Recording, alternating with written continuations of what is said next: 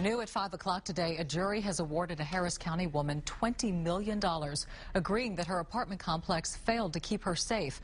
Management at the West Houston apartments knew that there was a rapist prowling their complex and failed to warn residents until it was too late.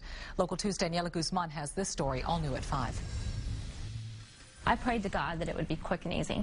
This woman, who had decided not to identify, said she survived 12 hours of torture and sexual assault inside of her apartment. It happened 3 years ago, but she remembers it like if it were yesterday.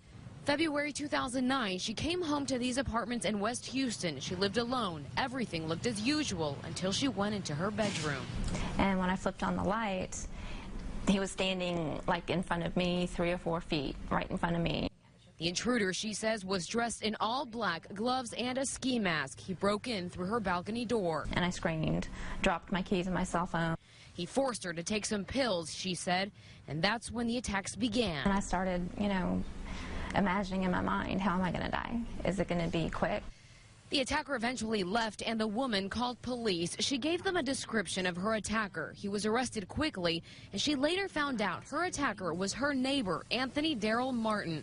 Investigators say he had attacked 2 other women in the complex prior to this woman, one of the victims a 14-year-old girl. Her attorneys say the apartment complex failed to send out a notice to the tenants about the 2 prior sexual assaults. Her attorney says the property owners are still not taking responsibility for their actions. They said from day one they didn't think they violated any standards that applied to apartment complexes. They wouldn't change a single policy or procedure. And that did not sit well with the jury. At the end of the week-long trial, the jury granted this woman $20 million in damages. Her message is clear. Life is more important than meeting a renter's quota. They didn't want their tenants leaving, knowing that there's sexual assault, somebody out there doing sexual assault.